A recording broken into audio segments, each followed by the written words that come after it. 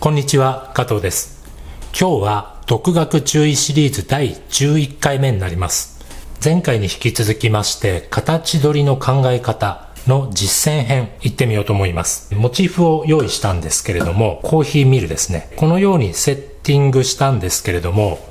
若干これ傾いてるように見えるかと思いますが、これカメラの中心から外に行ってるせいで傾いて見えているわけです。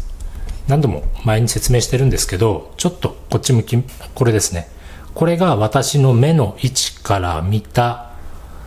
モチーフ、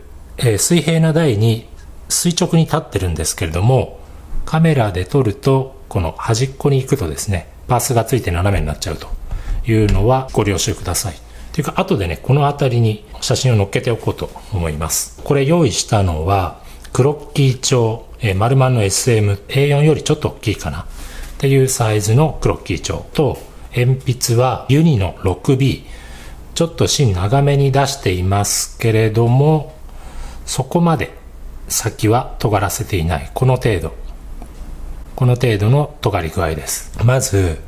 前回なるべく小さく描きましょうっていうお話を、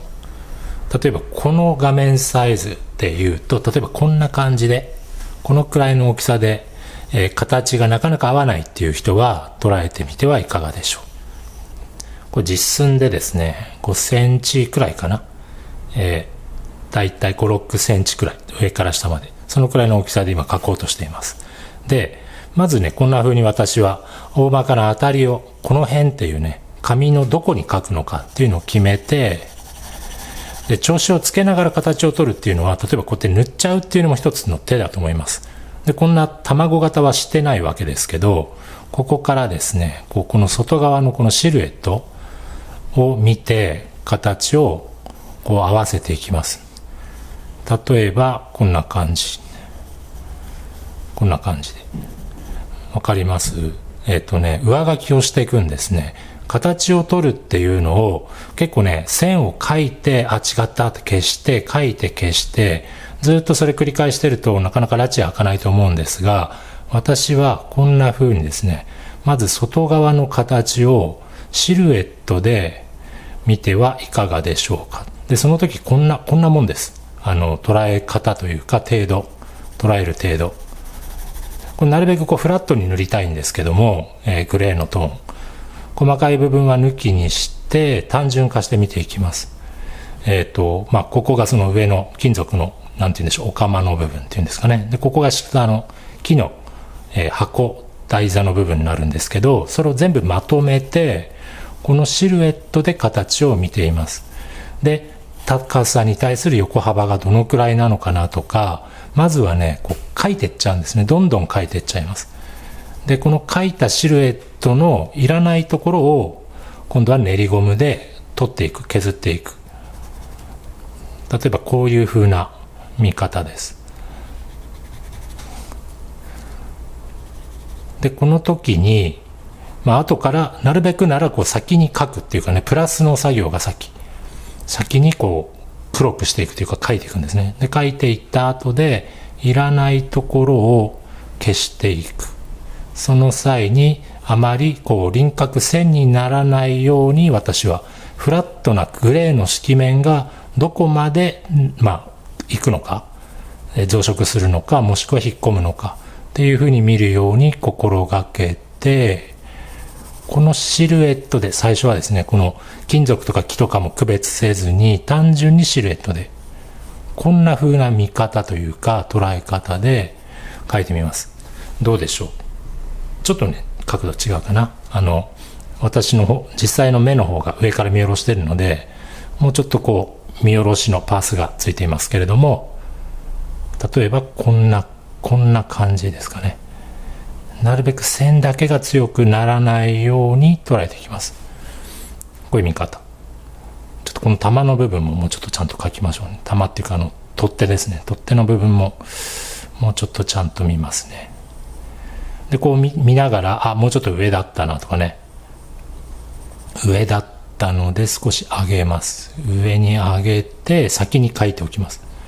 消すんじゃなくて先に描いて、黒く塗るってことですね。黒く面積が広くなっった上で、いらないところをこうやって消していく。ここでは印象を合わせるというか、プロポーションを、書きながら手に覚えさせる。プロポーションっていうのは縦横の比率だったり、頭と胴体の比率だったり、そんな風な比例ですね。比例を、モチーフの比例をここで書きながら覚えていく。インプットしていく。自分の手に覚えさせていくんですね。手と目に覚えさせていく。っていう作業がこんな風に。で、こうやって見るとね、今これ、本当はこれ中心の軸からこのアームが出ているんですけれども、シルエットで見るとなんかちょっとこうパイプみたいな不思議な形がこれ外側にできますよね。こういうこのね、形取りの時にもう一つ重要なのがネガの形を、この皆さんね、ポジの形、この中の形ばっかり見がちなんですが、このね、切り取られた外側のこっち側の形ですね。こっち側の形が合ってるかどうかっていう比較の仕方も、プロポーションを合わせる形がなかなか合わないっていう人は、外側の形を意識してみると、より形が合わせやすくなると思います。この例えばここのこういう形の変な隙間がありますけど、この隙間のシルエット、形が似てるかどうかなんですね。隙間の形が合ってるかどうか。そんな風にネガの形を合わせることによってポジの形が、結果的に切り取られてくる。ちょっと枠をつけますね。これが外側の画面の外枠だとしたら、それに対して、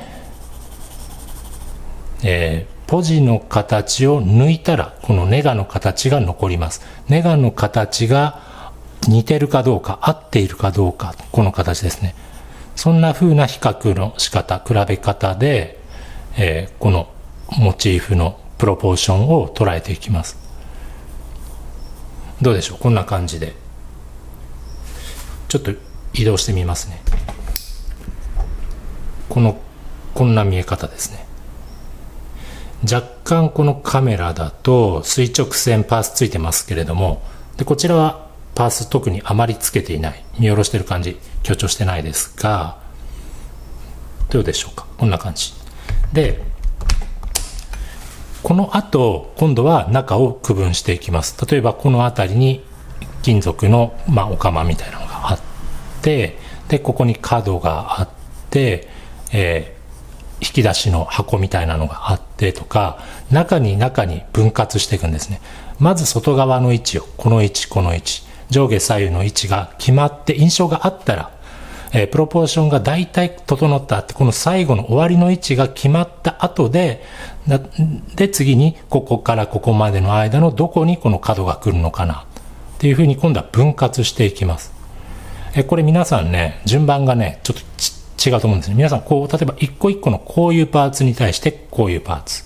四角の上に半球が乗っかってるみたいな2つに分けて最初から捉えること多いと思うんですが、私はまずこのシルエット全部合わせたこの多角形ですね、多角形を比較して、多角形の印象があったら次に上下の真ん中何かなとか、ここからここまでのどこにこの角が来るかなとか、分割して考える。最初に終わりありきで、終わりを決めた後で中を決める。中の形の積み上げではなくて、外側を最初に決めるっていう手順ですねをお勧めします。はい、簡単ではありましたけれども、今日は、形の合わせ方実践編、線で形取りをするに対して色面で形取りをするというのはどんな風にするのかっていう実際に書いてみながらご説明しました。はい、以上で今日の動画は終わりになります。それではまた次の動画でお会いしましょう。さよなら。